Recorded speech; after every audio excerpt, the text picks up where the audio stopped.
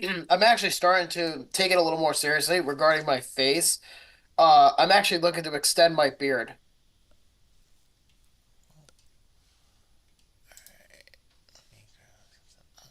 I mean, it's already long enough, but I want to really like grow it out.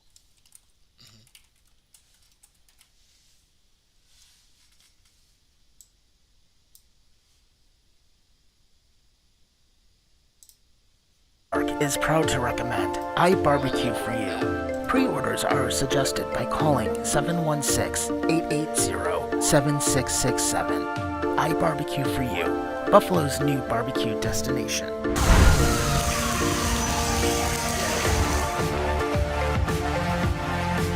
Just move the coyotes. Don't do another expansion. Right? It would never cross my mind. So somebody called the house when I was out mowing the grass. Oh yeah.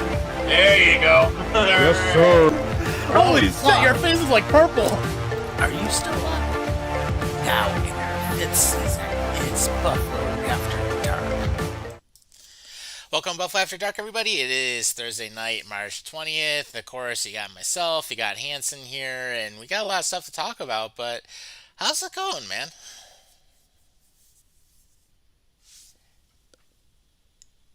I've been good. How you been lately? Doing all right, doing all right. So, and I will tell you, if you ever eat anything that's not good, apple cider vinegar and water will take care of it in about less than 20 minutes. So it's all a good thing. But no, things are pretty good. It's almost the weekend, so that's a big plus. I am going to be gone this weekend, so I'm happy about that. I'm actually using one of my discounted hotel nights, so needed to use it or lose it. I'm like, I ain't losing that. So I will be on the road in Pennsylvania. Yeah, where are you going this weekend? Going to Erie, PA. So I'm going to Pittsburgh? overnight down there. No, Erie. It's about 2 hours from me. So Ooh, that sounds. Ooh, yeah, right on Lake Erie. I was gonna say, what are you gonna do down there? Just relax and enjoy myself. That's the way Yeah, what I are you doing look down at there? it. Just get away, and just hang out and not worry about anything. So good time for myself. Well, yeah, isn't that the whole point of a getaway? Is to kind of just get away. Yep, I was gonna exactly. say, isn't that the whole point of a getaway to begin with? Mm-hmm. Yep. So it'll be a good time, and Well, probably hit one of the breweries. definitely enjoy yourself though. Yeah, definitely. It'd be nice hitting maybe one of the breweries Absolutely, or do it. Enjoy something. yourself. Mm-hmm. Yep, for sure, for sure. But we'll get on to everything. So of course we are live on YouTube and on Facebook. So if you have any comments, feel free drop us a line. And of course, if you miss any of our previous episodes from this season, go to Spotify. We've got stuff on there, except for like 2 episodes ago because the audio ended up messed up on the live feed. But it is what it is. So yeah, minus one episode. It's okay. You can watch us on YouTube for that one. But in either case, we'll start with the NFL, and there have been some pretty big moves ever since we had the trade deadline, and a lot of things have taken place. But one of the big signings actually was by Seattle in signing Cooper Cup.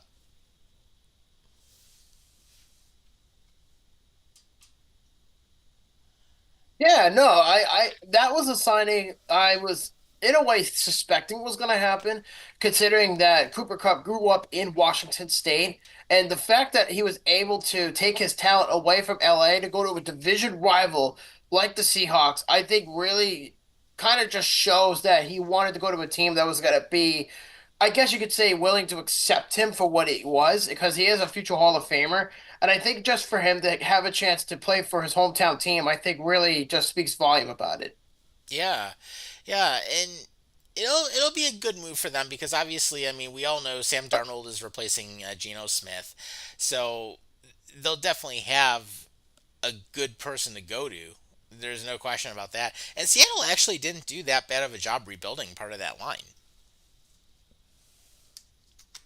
Oh yeah, for certain. And you know what? It's gonna give Seattle a couple of good weapons because you have JSN on the left side, Hmm. then you have Cooper Cup on the right, and you have Sam Darnold as your QB1. So I think in a way it's gonna help out Seattle with their offense, considering Mike McDonald's system. He's a defensive coach, Hmm. so I think this is gonna be a fresh start for everybody in that core because I think just after getting rid of Geno Smith, it felt like a big relieving monkey was just off their back and just getting Sam Darnold and signing him to that extension. And then, of course, adding Cooper Cup, the following week, I think really benefits the foundation that's going on in the Emerald City. And I do think that it will definitely, help him out in a way. Because in my honest to God opinion, I really truly thought that Cooper Cup was going to go to Denver because I felt that was the best scenario for him to succeed. And considering where the Broncos are going, they're an up and coming team in the AFC West, and not just in the AFC West, but in the NFL in general. So Yeah. I think that was my main standpoint on Cooper Cup before he went to Seattle. Yeah, for sure. And, good to see them making some moves. And then on top of that, when you look at some of the other transactions that took place, I mean, this is one that we kind of had an idea would possibly happen, but Jamar Chase and T. Higgins are with the Bengals. Okay, now I want to ask you, now that we're finally talking about this, um, what is your honest to God opinion about this? I'm curious because every person I've talked to about this topic, and Brittany's like, well, you got to pay him, right? But your defense sucks. But what about you? Hmm.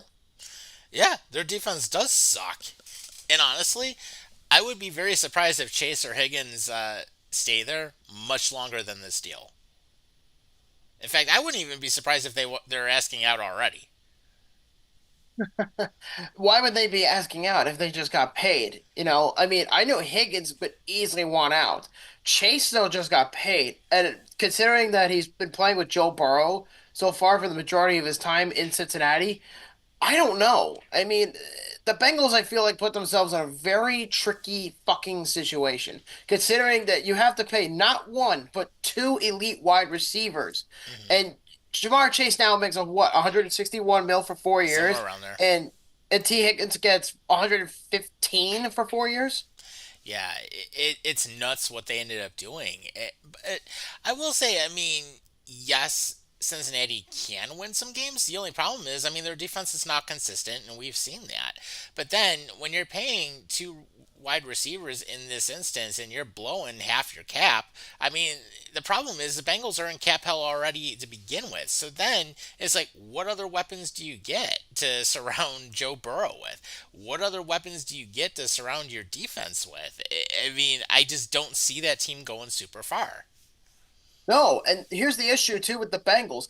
The biggest issue in the last few years has been defense. They desperately needed help in the pass rushing unit. Trey Hendrickson wants a new contract, but as of Hmm. right now, from what I read, the Bengals are talking to Trey Hendrickson and they're trying to work out a deal. But at this point, I don't see him staying in Cincinnati unless they pull some magic beans out of their butthole and literally just say, "Here, Trey, here's some money."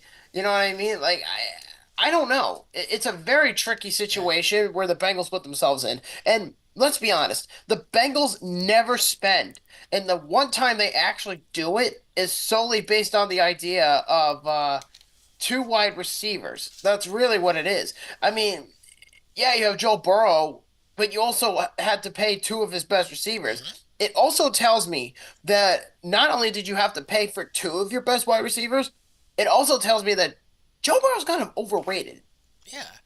I mean, sure, he's got some good stats, but he is not what you have with Josh Allen. He is not a Mahomes.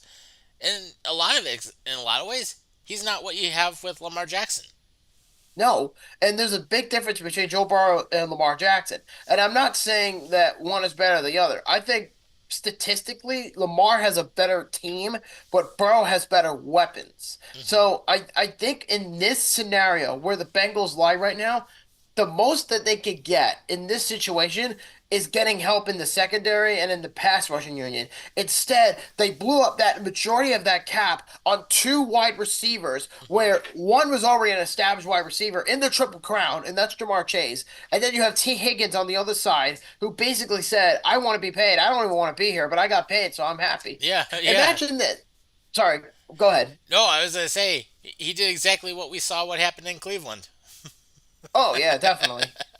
Well, that situation is much, much worse. Yeah, exactly. That that situation is much worse than where the Bengals are at right now. Right. Like, I don't have much faith in the Bengals at all, and I said it last year, and I'll say it again. I think the Bengals missed the playoffs again for the third year in a row. It's getting to the point where if the Bengals don't make the playoffs, then Zach Taylor's going to get fired. The uncertainty of the future of the entire team Hmm. is up in the air. Because let's be real here. This team rides and dies on Joe Burrow. It does. And if he blows an ACL again or has like any issues, guess They're what? fucked. They're screwed. They're fucked. I mean, Exactly. I mean, it's bad enough that Burrow already tore his ACL, but that was 5 years ago. That was in his Hmm. rookie season. Right. Different time frame, but still. And then you, on top of all that, again, you're paying two wide receivers, a triple crowner, and then you have another wide receiver who could have been easily number one on another team. Hmm. So I guess in a sense, you really have to be careful you have to be really careful when you spend the kind of money that the Bengals did because at this point it's not an excuse because if you keep pushing the narrative, oh, we're Super Bowl contenders, oh, we could build this team around Joe Burrow. No, you're not. If you have to constantly scream that you're a Super Bowl contender and you had two unhappy wide receivers that because they wanted to get paid, this is a problem. Now you run into a bigger problem. You have Trey Hendrickson who still Hmm. needs a contract, and he said, I want out of Cincinnati. I want to be traded. And that's in spite the fact that they're talking. Hmm. Right. So, good job, Cincinnati. You're in cap hell. You totally mismanaged your players. Well, that's Mike Brown for you. He is a total cheap ass, and this is exactly why the Bengals haven't won shit. Yeah. And of course we've seen how that stadium is too. And yeah, if you want to hear our commentary on that stadium, go to our Road to 32 Cincinnati edition, and you'll hear how much it sucks on the inside. Oh, speaking of Road to 32, I'm actually glad you brought that up because you know how I said to you off the air that I'm going on a cruise ship in Alaska in May? Yeah. Well, because there's a bit of a tricky situation with the airlines, with Delta and American Hmm. Airlines and all that stuff. We might be taking two independent, flight tickets. One to get there from like Delta or JetBlue, and another one from another airline. I'm not really exactly sure, but Hmm. that's a possibility of what I could be doing here. But my point is, regarding that topic, I'm going to possibly be leaving a day early to go to Seattle and my cruise doesn't take off until the 11th, but I'll probably get there on May 9th. But on May 10th is a free day. So Road to 32 comes in play because I might be taking you to T-Mobile Park to see the Seattle Ooh, Mariners. okay. The return to T-Mobile Park. Yes, except Except I'm this time actually you're actually watching a game there. that is correct. Yeah, we did see the team store, which was nice. Except you had to ring the doorbell to get in there because the theft was so bad. Oh yeah, I think the same thing happened with me and Brent when we went to Baltimore. We had to Yeah. wait at the door, and then somebody opened it or whatever. But Yeah. no, you know what's funny? I was actually talking to Brittany about this real quick. Is that she was saying to me because she was so excited about the free agents and all that stuff and the Hmm. cruise coming up. She said to me, "Babe, I want to know when the schedule comes out because I'm just dire to know what city we're going to be going to next." And I said, "Honey, I can't control that. As far as I know, it's probably going to come out either before we leave to go on our cruise." Or during the week we leave. I can't predict that. Right. Right. Good stuff. I was gonna say, you staying in the same place we stayed in back in October, or are you staying somewhere else this time? I think I'm staying somewhere else this time because I doubt I'm gonna be sleeping at an Airbnb because again it's a night and a half in Seattle Yeah. because it's gonna be a 6.5 hour flight there. But the problem Right. is the flight to Seattle on the 9th is a night trip, so there's a very strong chance of that happening. And then I would be there the following morning. So I think on like the 10th or something, like I'm not 100% sure, Mm, but I know for a fact that I'm going to Seattle again for the cruise line to go to Alaska because that's what I have to do. good stuff. And then what else was I gonna say?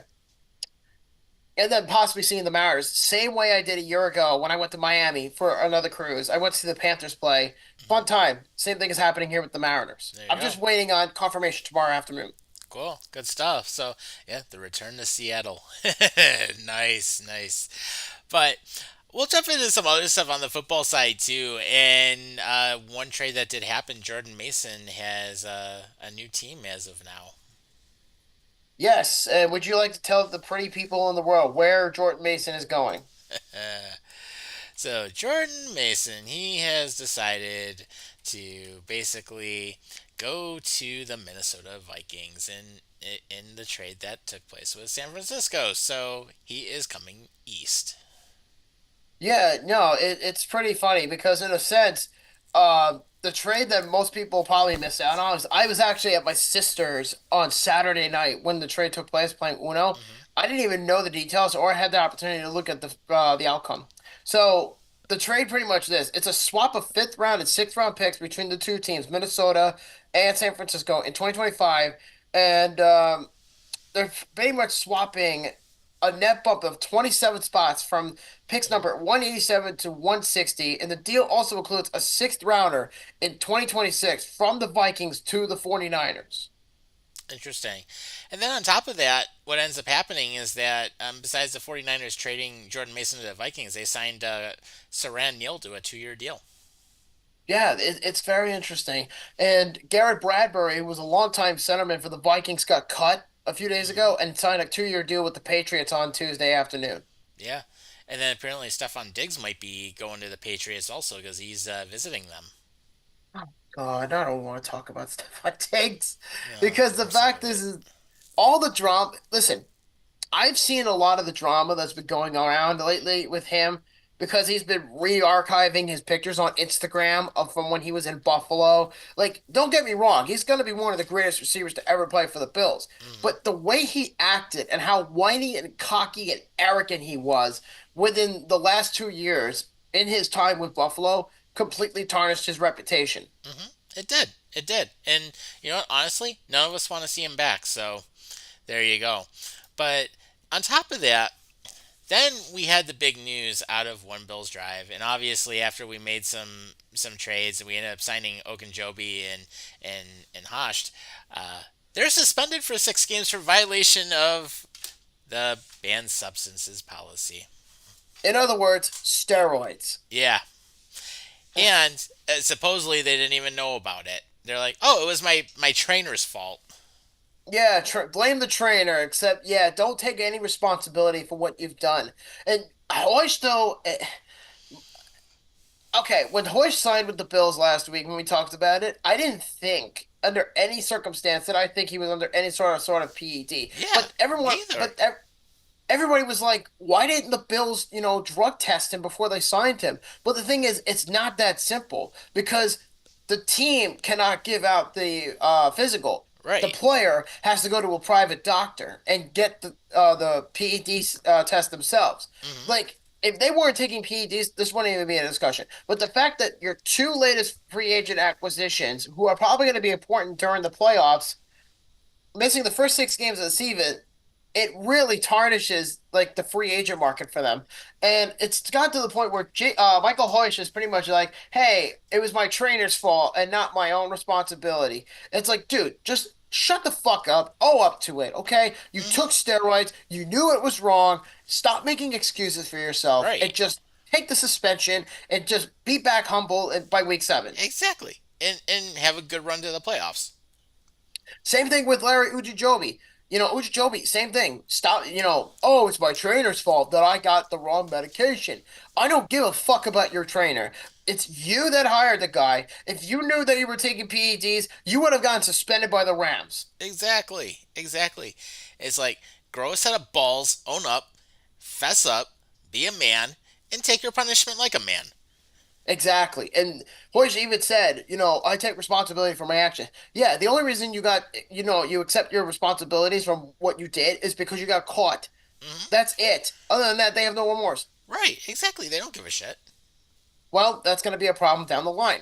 But if unless he gets his act together and actually starts to put up numbers, then okay, I'll forgive him because Hoyt has a longer contract now Hmm. than Ujijobi. Right. Ujijobi is only here for 1 year, and people were saying, "Oh, you should void their contracts." What are you going to void their contracts for? They just signed here. Right. And what are you gonna do? Take more dead cap? I mean, come on. Quite literally. And it's funny enough that all this is going on at the hype or at the peak of free agency. It's like, oh, great, here's the Bills, most Billsy thing ever. See, if this was the most Billsy thing ever, this probably would have been like during the Rex Ryan era. Hmm. Right. Exactly. But hey, it could be worse. Could be Cleveland and Deshaun Watson with that Oh, guaranteed money. God. Oh, God. Or the Jets with Or Aaron Rodgers eating up oh 49 yeah. million in dead cap. Yes, 49 million in dead cap. We all saw it last week. The Jets are fucking stupid. Oh, yeah. And you know Yeah. what's funny too? And the funny thing is now I actually read not that long ago the Bills are actually getting a visitor, I think in the coming days for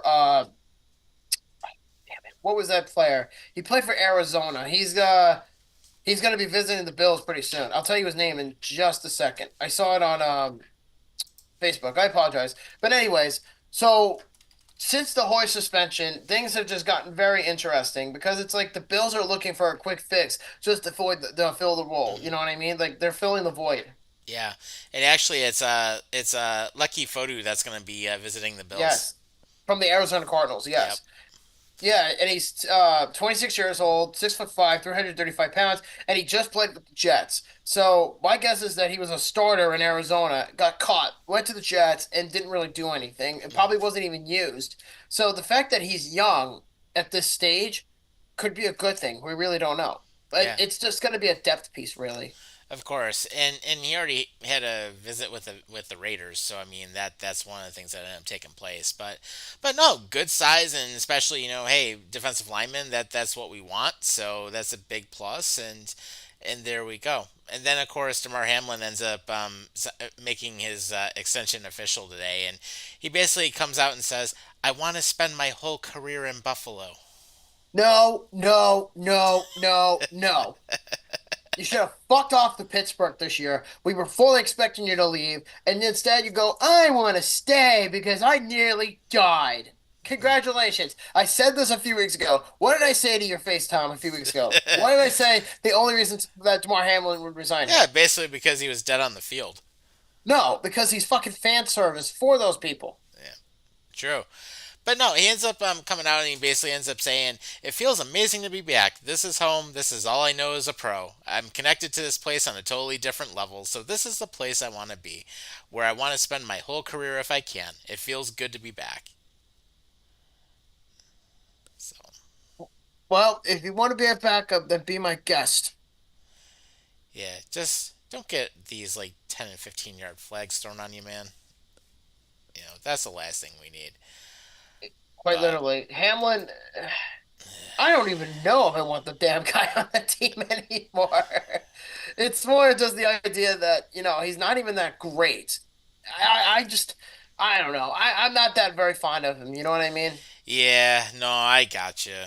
I got you. But it is what it is. It's 1 year, so if he True. if he does good things, then hey, that's great. If not, then he doesn't come back. But one thing that Yeah. might not be coming back though, the Cleveland Browns, because apparently they have unveiled some stadium renderings and it looks like a fucking barn.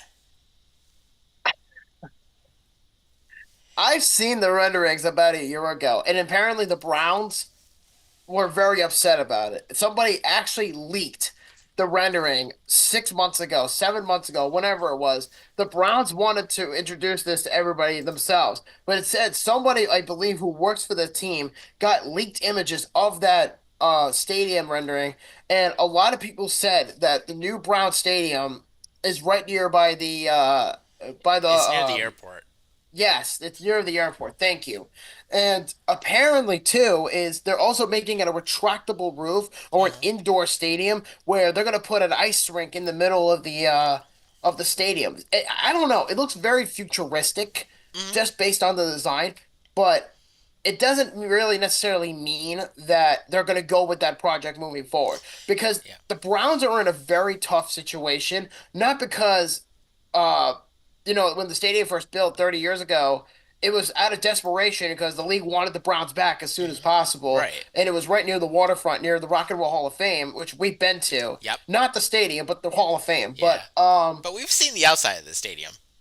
yeah, we did. But the thing about that stadium is it's so old, it's decrepit. There is so much wrong with that stadium. And Britt and I have talked about the Browns for a while now, saying that we were going to either skip them or we were going to see them.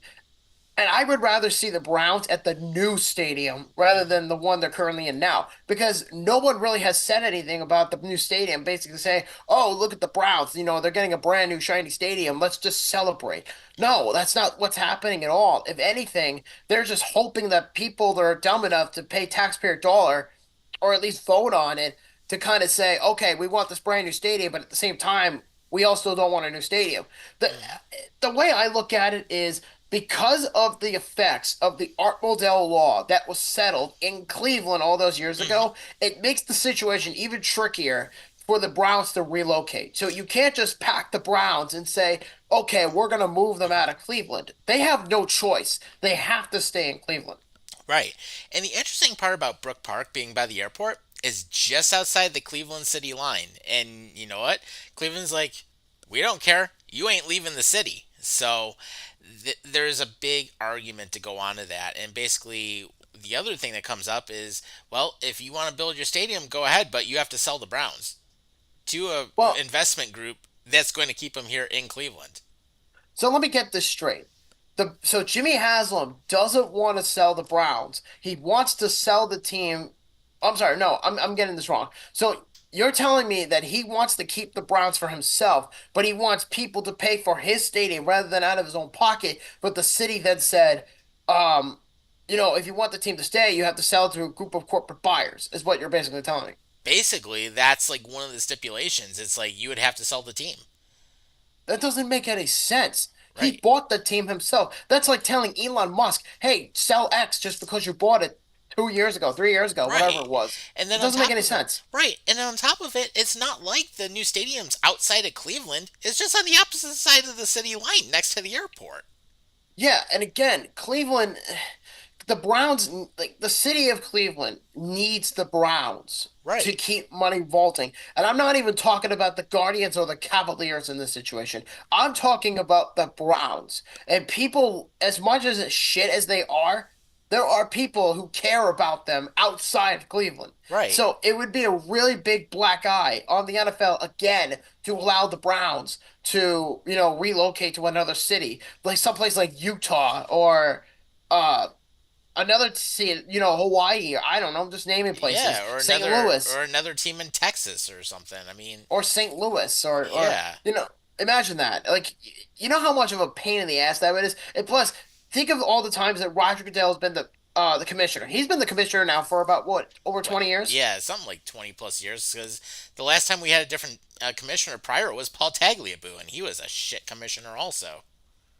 Well, But not I as mean, bad as Goodell well, to an Goodell, extent. Hmm. Goodell is just out of his own delusion at that point. But Right. the fact that he was willing, and Goodell has clearly shown in the past that he is not in for, loyalty of a city. He tried to move the Jaguars because if you think about Jacksonville for a minute, Hmm.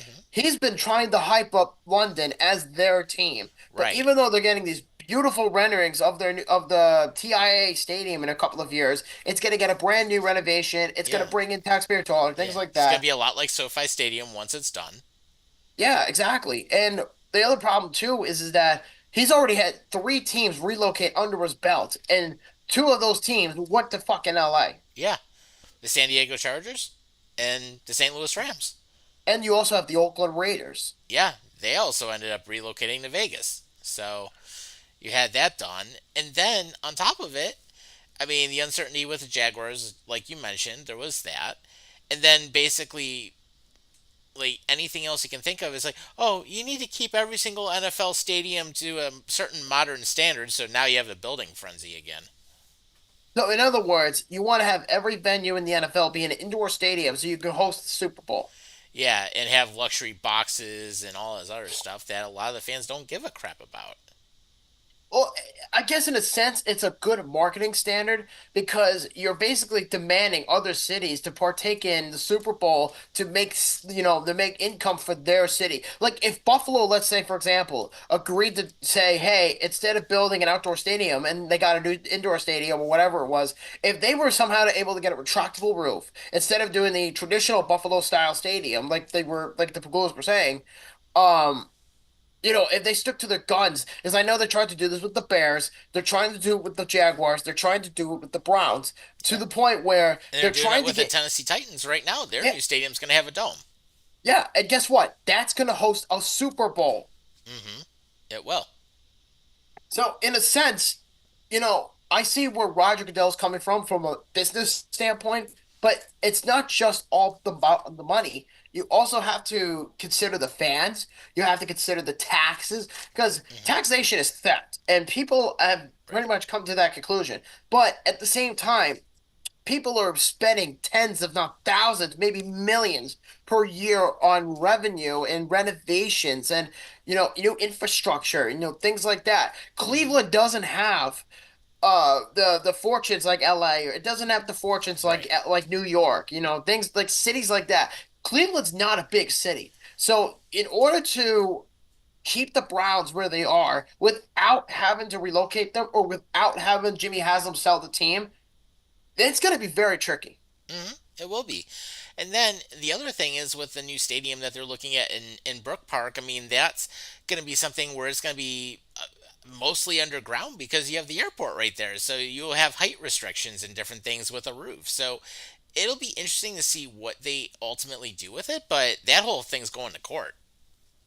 Well, I mean, I personally think the Browns will get the land. That's just my opinion. Hmm. That's what I prospectively think. But again, the court system in Cleveland knows about the Art Modell law. So it's not like they're ignorant and said, "Oh shit, I forgot about that." Hmm. You know what I mean? Exactly. They have to apply by the law in their city with this rule. You cannot relocate the Cleveland Browns. Right. 100%. So it'll be an interesting argument to see what happens, and especially following the court case and how there's going to be like the lawsuit and different things going on. But basically, Cleveland's sticking to her guns. The city itself says there is no way in hell this team moves, and if you try to move the team, you have to sell it to a local group that's going to keep them here. So it's like, oh, okay, well, but then again, on the other side, Haslam saying we're not leaving the Cleveland area; we're just moving to the suburbs. But but the city of Cleveland itself is going to lose a lot of money from it because, of course, now it's going to go to Brook Park instead. So, of course, I see where the city wants to keep their cut of everything.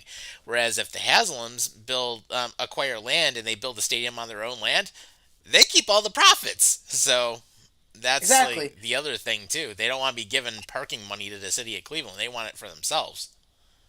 Right. And that's not the only team having stadium issues. You have the Bengals who are also having stadium Yeah, issues because their lease, I believe, ends after this coming and they're year. looking at massive renovations at Paycor Stadium, which honestly it needs.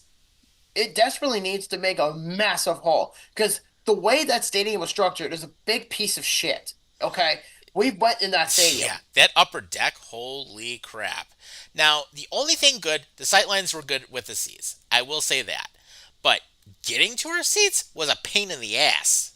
Oh yeah, we and you, me, and Britt and Rob, And all four of us yeah, at that time. and having to go down like 4 levels just to get to a spot where we could walk over like 50 yards and then we have to go back upstairs. It's like, what the hell is this? It's like they should have that upper deck like fully like connected. Well, the biggest complaint I had at that time, and I hope they And the make signage renovations on it. sucked too. Well, getting there was a major pain in the ass because anybody who knows or anybody that lives in Cincinnati would probably know how to navigate it. But if you're an outsider of Cincinnati and you have no idea where anything is, that like us in this situation, we were fucked in the first like 25 minutes. It was so bad that we actually missed warm-ups for that game. We've told Hmm. this story a handful of times, Yeah, but it was like the first floor connects all the way up to the upper deck. It's like, what the fuck is this? yeah, the long ass escalator.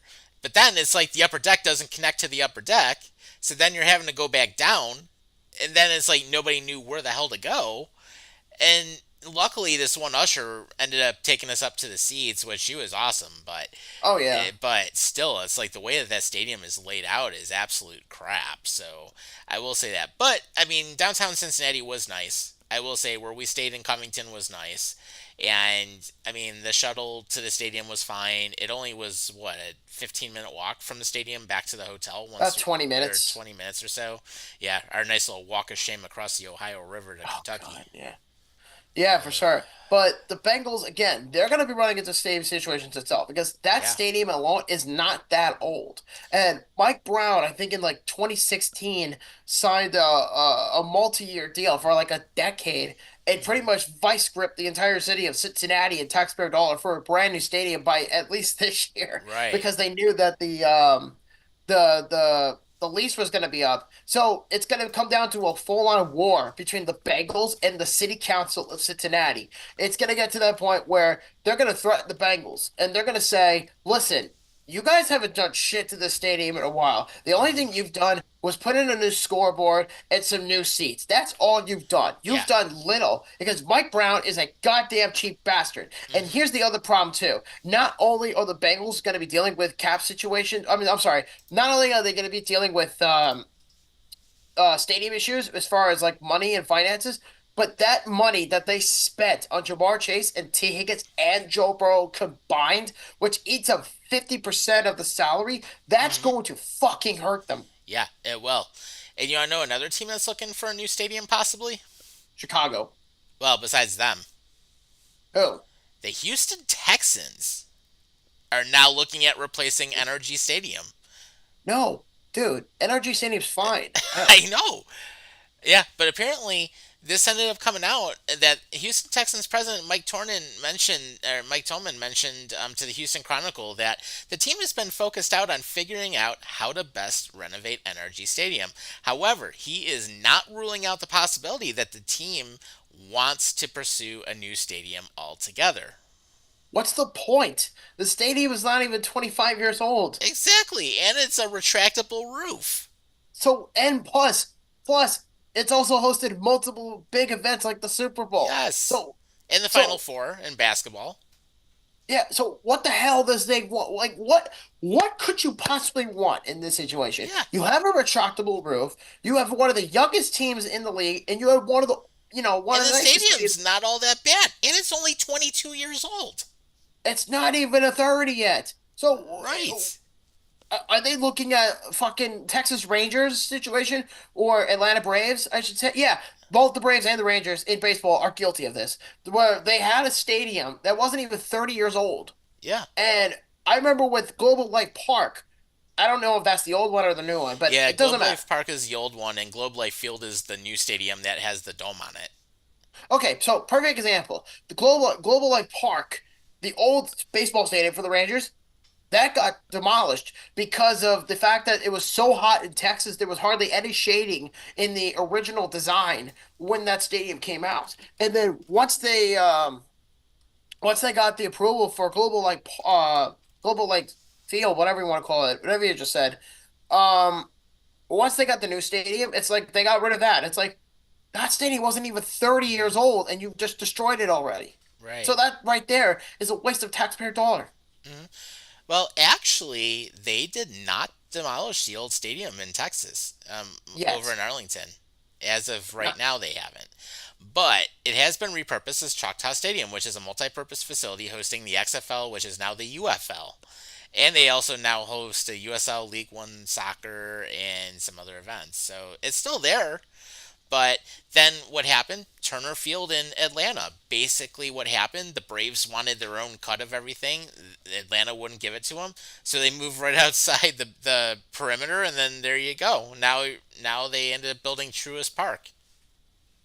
I get the Texas Rangers because there's no shading or whatever, but the way you're saying it about the Braves, I think that's just out of spite.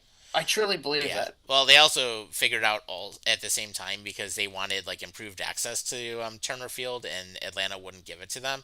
So like, okay, well we'll move where most of our fans are, which is north of the city instead, and that's where they ended up building their brand new stadium as well as the Battery, which is a huge mixed use development where they have hotels, restaurants, shops, stuff like that. So they kind of created like their own little stadium village out of it, which is not bad, and it's been doing well. And there is talk about extending the subway there. So, but then of course, Cobb County doesn't want to ever extend the subway because there's this whole thing where they perceive racists and all that stuff, and they don't want certain elements in their community. But you know, grow a set of balls. It's like if you can make it easier to get to the stadium, then do it. So, but it's actually kind of interesting. And this I know we didn't have on the list, but let's talk about this a little bit. Also, did you know that they actually have like a comment period right now for what to do with the old Highmark Stadium once the new one opens? I heard parts of it, but I don't fully know. I heard it has something to do with like trust. Like a trust issue within the city council. I read very little about it, but if you want to chime in on us, with this topic, be ready.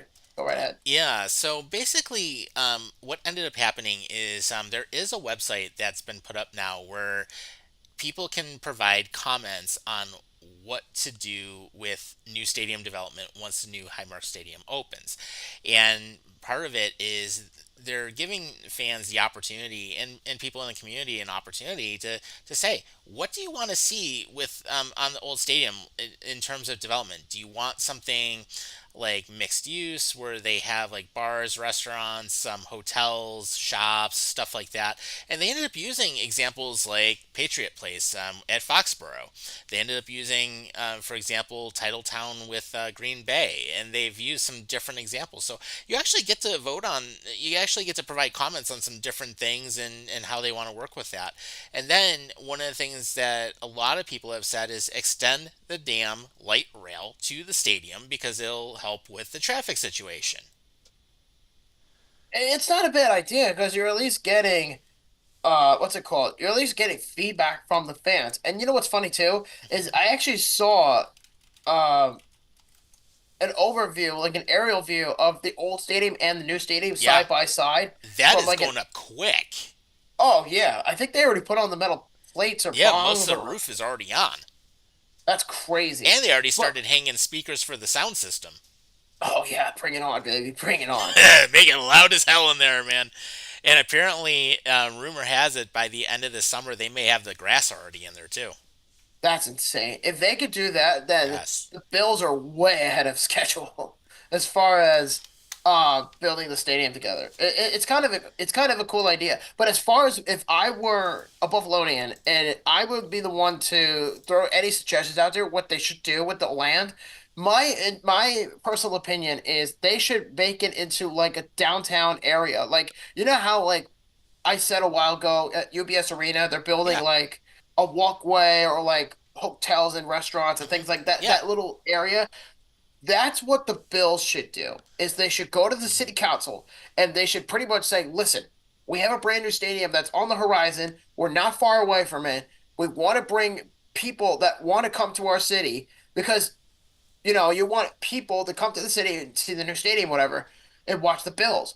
Right. But we want people to be sure that they're living or they're staying overnight in Orchard Park and not in downtown Buffalo, Right. because anybody with common sense knows that the city itself makes more money than the suburban areas of Western New Hmm. York. Because Right. you are almost guaranteed to spend entertainment dollar on a daily basis in downtown Buffalo than you are in Orchard Park, Hmm. which is in the middle of countryside and grassland and shit like that. So what they Yeah. should do, at least in consideration, is build like a little like town like area exclusively owned by the Buffalo Hmm. Bills, and hotels, restaurants, bars, things like that. Make it entertaining, and also you should include jobs for people that are looking for work because there are always going to be jobs available, and I'm almost certain that people are going to want to get an opportunity in these places to begin with. Yeah, and definitely that's one of the things that they're really looking at. They want to finally, after 50 years of the old stadium and having absolutely zero there, they're going to finally actually, well, they actually voted to rezone areas around Highmark Stadium, and they are actually going to develop different areas, which is intended to keep people there on days that there are no games, and to also be able to have different events and different things during the year. So basically, with that, if people want to go to the website and want to see what some of the plans are and provide comments, the website is opstadiummasterplan.com. So I want to see that yeah, actually. check it out, and because Well, it is absolutely worth it, and it is actually an opportunity that the town of Orchard Park is actually providing to anybody. You I don't have an have to be a idea. resident of Orchard Park. So I have an actual I actually have an idea brewing in my head.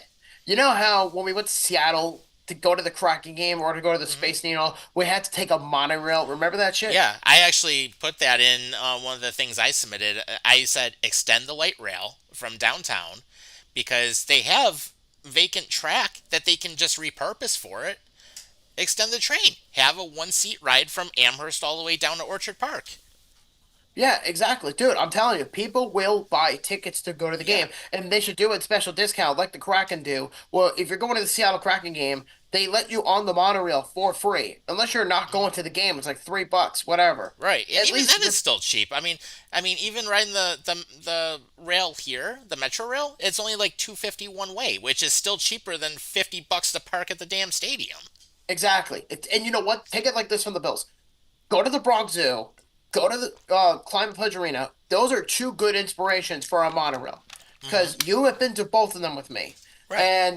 And the monorail is actually beneficial to fans because at least with the monorail, they don't have to go through traffic. They don't have to go through all Hmm. that shit and build it, Yeah. an underground parking lot where if you really want to, walk around or do whatever, you want to make it alternative for everybody. Hmm. Connect the city train, or the trolley, if they're willing to Yeah. do it, you That's know. that's what I think would make the most sense. It's kind of like what we rode in Seattle when we took Link Light Rail. I mean, that thing got us to the stadium in less than 20 minutes. Not even, maybe like 10. It Because when we wasn't went, long. It was not long. It was quick. It actually was pretty nice to ride. I mean, we didn't have any issues with it, and I mean, it was the trains were long, and they made sure that all the fans had time to get on and off, and no issue. exactly. And you know what? We were in and out of the train system in 10 minutes. So Yeah, realistically, it wasn't it's long. so I don't want to hear excuses that Buffalo can't pull this off because they clearly can. They Right. have the land to do it. Yeah, it's like here, New York State wants to spend $1.8 billion to build a tunnel on the 33 that nobody wants. You could build an entire extension and actually probably still save some money with that 1.8 billion to extend the land to There you extend the go. train. There you go. And Exactly. they're already going to extend it northwards anyway, so there you go. You can run it from Amherst all the way down to Orchard Park. You have one line in, and then just use some eventual extensions to get out to the airport, further south, different things, and there you go. You have a way to get around. So Exactly. yeah, but And definitely if you want to check that out, go to opstadiummasterplan.com, make your comments, and they have it open until March 31st. So you only have about 11 more days to make some comments. But they do show some open house materials, and they also have a survey on there, and they show some examples of what they want to do. So absolutely check it out and make your voice known, since usually this never happens. well, you're only going to get one opportunity, at least in this lifetime, to actually do something Hmm. about it. Exactly. And because Exactly. again, if the city council and the Pagulas are willing to make this work, and it's not just the city and it's not just the ownership, it's everybody involved, all Hmm. parties involved, the governor, with Kathy Hochul, and then the city council, the mayor, and the owner, and the Yeah, town of Orchard Park and different things. I mean, it's a whole region-wide project. I mean, yeah, and it's everyone's all about involved. permits too, Yeah, and it's all about permits. yeah, everybody is involved. So, so fans, make yourself known, and you know, let's get some stuff done. But speaking of Pagula, oh, you know where I'm going on this one. Yep. He is on the Athletic. He was ranked the absolute worst owner in the entire NHL. What kind of surprise is that? Absolutely none. I'm not shocked one bit. And you know what it is? And I've said this on the show so many times. He is Yeah. the most two-faced owner in professional sports, and he treats the Bills like gods. And I said it to you years ago that once he bought the Bills, that was it for the Oh yeah. Sabres. It's like screw the Sabres. They're the stepchild. And the funny thing is, I called this years ago. Right. I knew this And was going to and we happen. knew it was going to happen, and it has happened. Maybe if he actually put in the effort and passion on the Sabres like he does on the Bills, this city would be frickin' paradise. It would. But obviously, the NHL, the Sabres players, and other players that have played for the Sabres failed Pagula with flying colors. And it wasn't even close. I think anybody who watches the sport long enough should know that he was going to be the worst owner. Yeah. Yeah.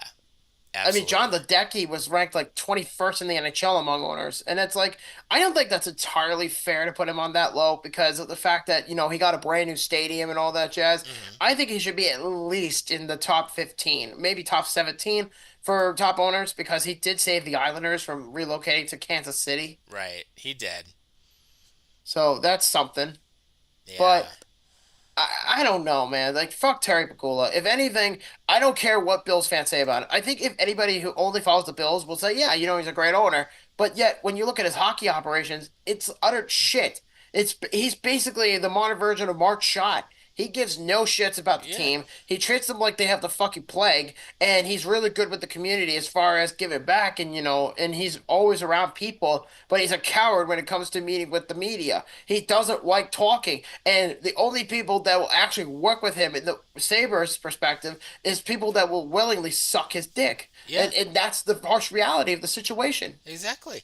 And it wasn't even close with how bad he failed. I mean, the Sabres are the only team that had a failing grade on this survey, which is pretty bad. So he was ranked 32nd out of 32 teams for the regular season and the playoffs, obviously, because we haven't been to the frickin' playoffs in God knows how long.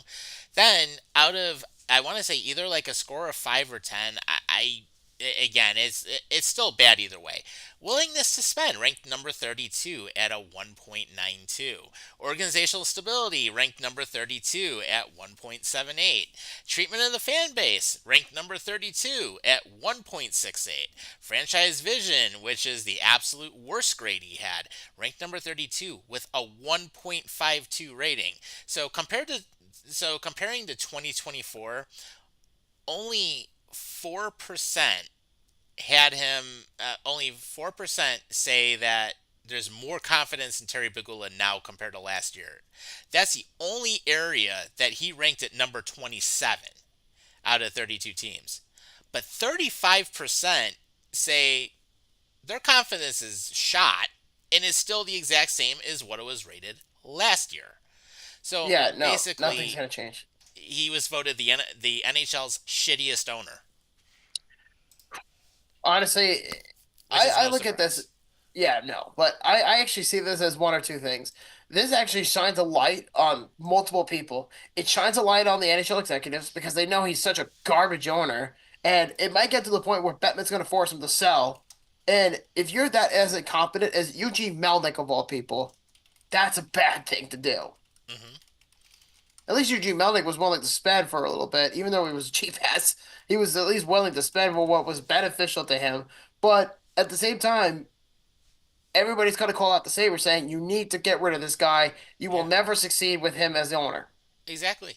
And look what's happening. Dylan Cousins is freaking having a blast in Ottawa right now. Oh, gee, I wonder why. Yeah. And he actually has been hitting people. And he actually has been making points. Jack Eichel wins the Stanley Cup. Sam Reinhart starts doing good things. Kyle Ryan Okposo, O'Reilly did good. yeah, Stanley Cup. Ryan O'Reilly, Stanley Cup. Ryan Miller finally gets one. All Ryan Miller these, never won a cup, no, true. But you know what I'm saying. These players had more success once they left. unfortunately, and it's such a shit idea, honestly, considering that they have the players and they have the team to make it beneficial, but it's like at the same time, it's not doing anybody any favors. It's really not. And it's not fair to the team. It's not fair to the players. It's not fair to the fans.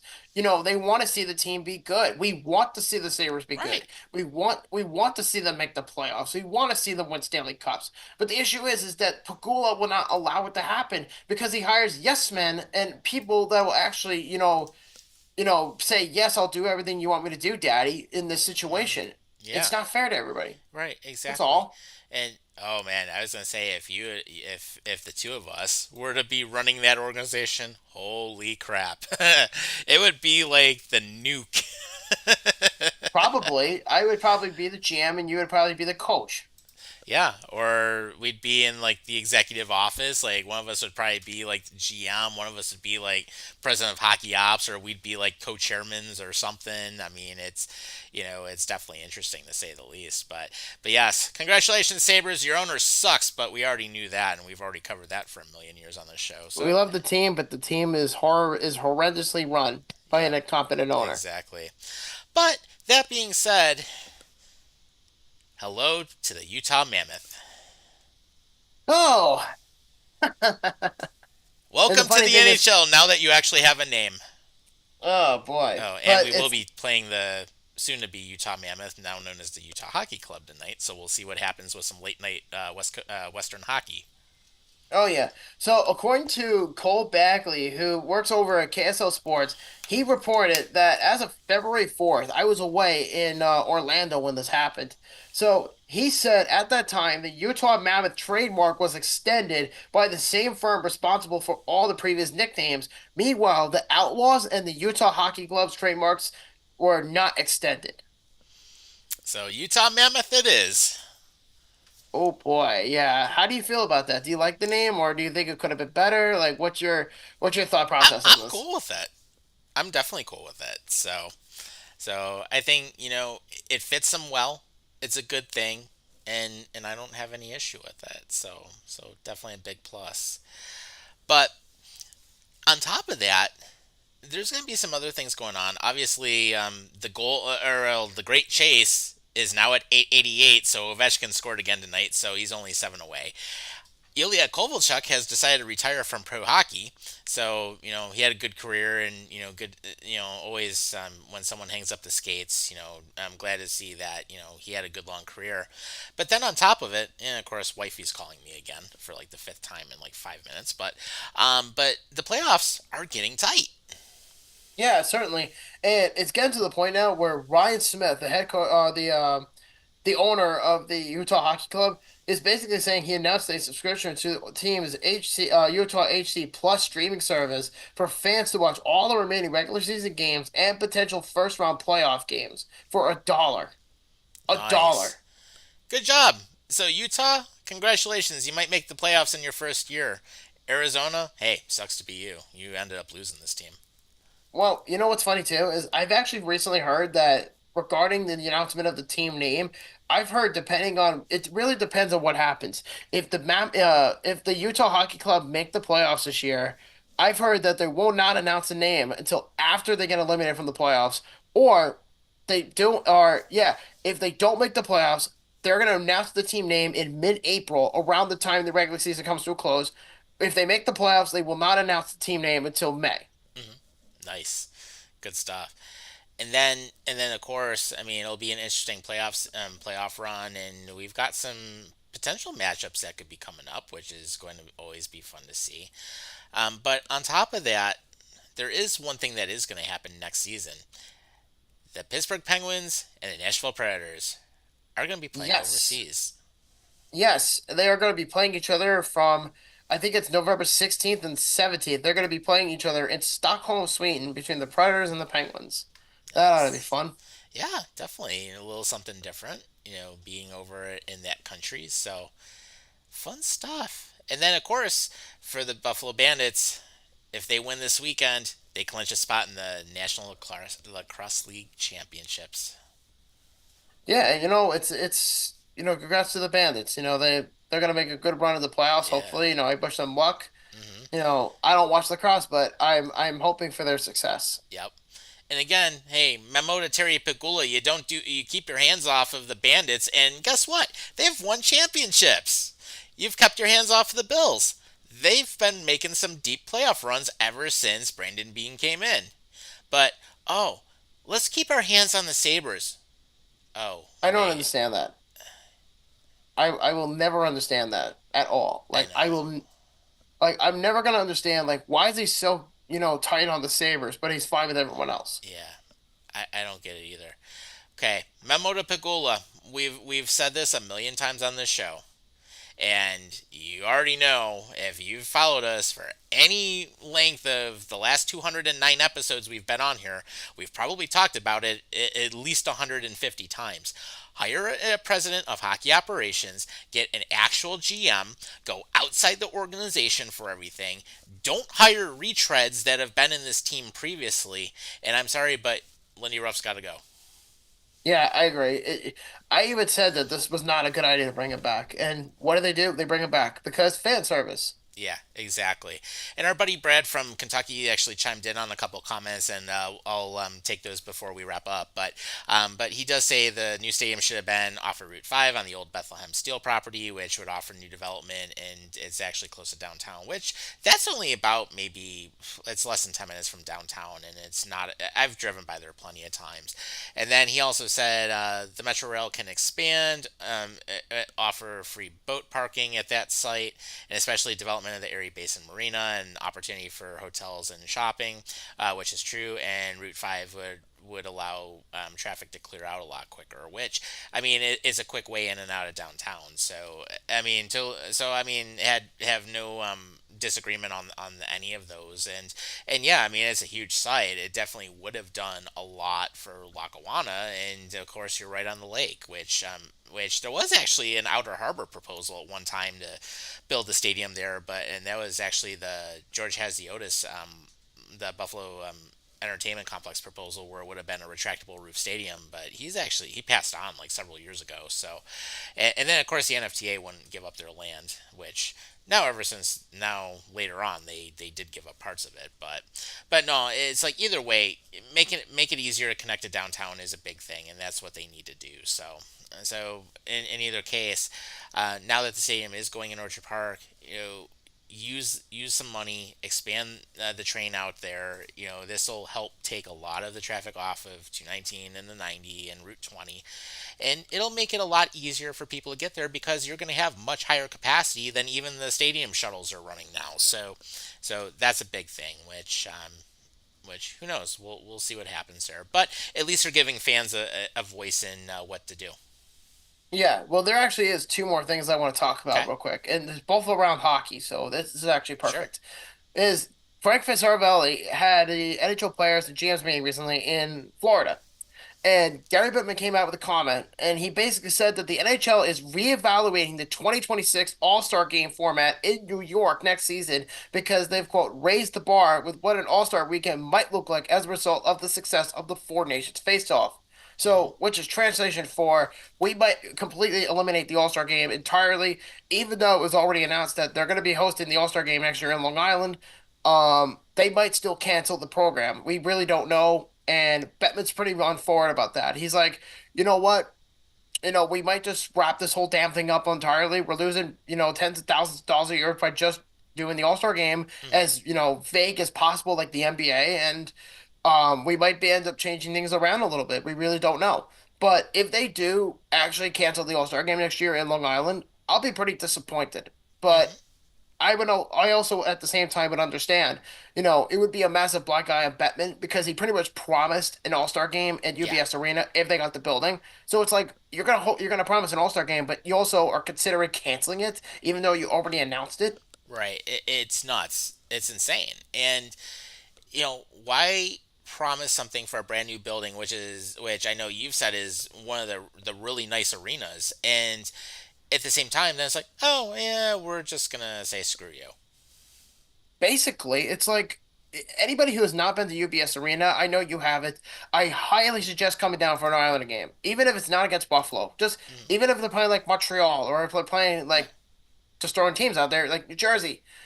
Come down. It's a really Hmm. nice stadium, and it would actually get a lot of people going. Oh, and speaking of teams, Yeah. holy shit, we are. What's up? Oh, Kevin Weeks, you truly, sir, are one of a kind. Um, Actually, he said this about almost 2 hours ago at 7:36 p.m. Exact tweet, by the way. He said there will be 34. Okay, 34. There could be Oh, sweet 36. Jesus. Yep. Express interest in ownership of an NHL franchise is through the roof per sources involved in all sides of the process, which is translation for we are getting more teams in the NHL. Yeah, we've talked about Atlanta before coming back, And there's two more now and in the then ring. now, yeah. Oh God, Arizona might come back. Well, that's not exactly who I was talking Right. about, but But yeah, there is Arizona. Houston and there is Yes, New New Orleans. Orleans. Yep. So we're going to talk about them really quickly. So apparently, a million American billionaire Dan Friedkin, I think I'm saying his name, Friedkin, whatever his name is, has considered emerged as the strong ownership option to bring an NHL team to Houston, according to ESPN. And here's the thing: they have an NHL ready arena, and they just did some renovations the last 2 years in the Toyota centers. So, brand new scoreboard. They have a brand new chiller plant. They've had the Houston Air. They've had the Houston Comets, I believe, is what their team was previously, or the Houston Arrows. It was one of the two. But they have had hockey. They have done well with hockey there. They have had some different hockey events, and basically all they have to do is just build a locker room. But they're NHL ready. Yeah, it's kind of like with Seattle with Climate Pledge Arena, where a few years ago it looked like a really shitty arena, but then they made major renovations to Yeah, it, and then almost $1 billion. yeah, and you know what too? It was one of the oldest stadiums in the city, and they turned it into one of the nicest ones in a Yeah, long I time. mean it was cool. We were there, and I even said it. I know I've even told you that had to be one of my favorite buildings I've gone to. As of now, yes. Yeah. But as far as, you know, down the road, I don't think the Kraken are leaving that building anytime soon. I No, think they're not. it just it just got a brand new renovation. So there's no excuse for them to leave. Yeah, yeah, especially after they raised the roof on that place and they ended up building everything down like into the ground. So it's like half the arena's underground, but you know what? It was one of the nicest arenas I've been to. So they kept the historic part of it, but they made it modern and it had like literally it was some of the nicest. I mean, sightlines were great too. I mean, those were some great seats we had. Absolutely. And you know what too? I love the overview of the two score Jumbotron thing where it's Hmm. like spliced in half Yeah. and one's on the right, one's on the left, and there's nothing in the Yep. middle. I Yeah. like that. And you had the And there was great city also, views through the window walls on each end, and yeah. it was And of cool. course the food. We can't go without not saying the Yes. food. Easily the best arena food we've had. Oh yeah, definitely. Even though I didn't fully eat everything, it was so worth the money. Oh yeah, I dropped a shit ton of money. I ate like four things that night. So Oh, speaking of and I had Seattle. plenty of beer. So Oh, speaking of Seattle, before we get to the last yeah. topic, I should mention, excuse me, I just belched, my apologies. Um the other day I saw an image on X and I told my wife this story. Hmm. I told her that at T-Mobile Park, because I said I might be doing a Road to 32 episode in Seattle, which Yeah. I'm 95% sure I'm gonna do.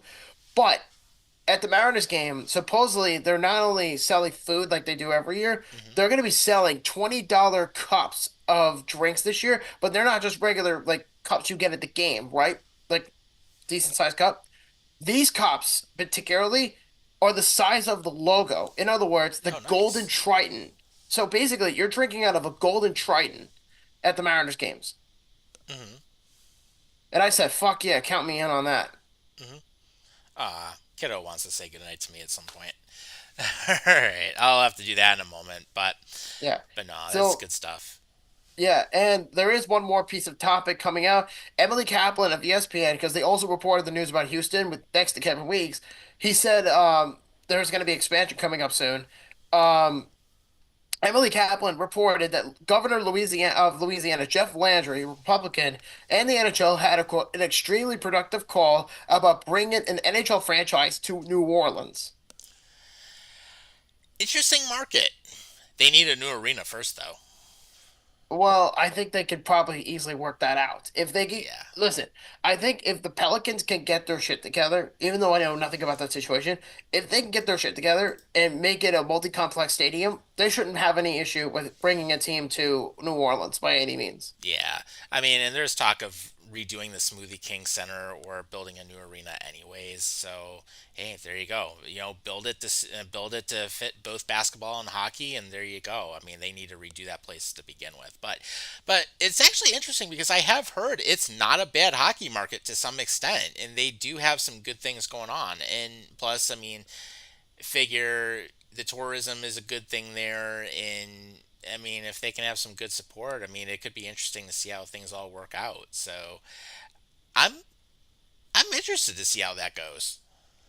Yeah, me too. But if and I remember we talked about it a few weeks ago in one of the episodes about the potential possibility of an NHL team coming to New Orleans Hmm. because I think at first it was just ground noise, but now it's pretty much like, okay, New Orleans is definitely in the conversation for an NHL expansion team. Right. But one thing I do hope, though, please, for the love of God, let's get the Quebec Nordiques back at some point. I don't know. I mean, I would love for the Nordiques to happen, again. Yeah, I think the it when Battle of once Quebec. Bettman retires, I think we'll get Quebec City, but I think just based on last 6 months of rumors that we've talked about on the show in the Hmm. last couple of years, Yeah. it's like Atlanta was brought up, New Orleans now, Houston, obviously. Hmm. We talked about Quebec City for a little bit, Yep. and there was another one, We did. Arizona. So there's been like five I markets think we talked that, even Portland at one point. So yeah, Portland. Yeah, Portland was one. We were going to talk about Utah, but a year yeah, ago, yeah, we in did the talk about Utah at one point. We mentioned hell, Salt Lake City would be a great spot for Arizona, and ultimately that happened. Yeah, and that's the funny thing about that. Around this time a year ago, we had no idea that this was going to happen. And Right. here we are, fast forward 1 year later, it's March, and there's an NHL team in Utah. Yeah. Yeah. And it's like we were visionaries. We called it. We didn't know that though at the time. We Right. heard rumors about the Coyotes moving or whatever, because if you remember, a year ago, 2 summers ago, there was the talk about the new stadium in Tempe, and it never worked out, or in downtown Yeah. Phoenix, and it got voted down on all three levels, and Yep. the council was just really pissed off about it, Yep. and now they want to bring it back. It's like good luck because Hmm. I don't know how much shit they're gonna get out of that as far as I'm concerned, but. I do think Utah is really ready to establish themselves as a very fine Hmm. city for an NHL team. It's the Yeah. perfect city for this. It is. And I truly believe that we're at that point where Utah is going to do so well in this market compared to Arizona. Yeah, for Truthfully sure. honest. For sure. They've got the fan base and they've got the support. So good job Salt Lake. You're supporting your team and they're actually playing pretty well. So good to see it. But that being said, we covered a lot in the last 70 minutes. So this is actually a little bit of a shorter episode than what we've done most of the season. But, we got a lot of stuff in. And of course, we'll have more things coming up. And I was going to say, you doing beer league hockey next week? We on Wednesday or Thursday next week? Thursday next week because Thursday. I have a game on Sunday coming up. Well, we don't do BAD on Sundays anyway. Right. Um, what was I gonna say? I have a game on Sunday, and I have a game next week on the 26th. So we should be back on Thursday from here on All out. right. So Cool. I don't know how many more games I have on a Sunday this year. I have to, look. So I'll probably get a better idea of it Hmm. towards April. I truly have no idea. Yep. And then, of course, coming soon, our annual mock draft special. Yes, I wanted to talk about this real quick. Is I'm thinking, because Andy wants to be a part of this, and I'm like, dude, whatever we decide on, that's on us, Yeah. not you really. But Yeah. um, I was thinking April 10th Okay. or April 3rd, whatever you decide. What do you think? Yeah, we could do either one. Yeah, yeah, let's do it the 10th. Cool. April Yeah, 10th it is. yeah. So, all right. So we'll have that going on. There'll be our long special. We'll have a lot of good things that night.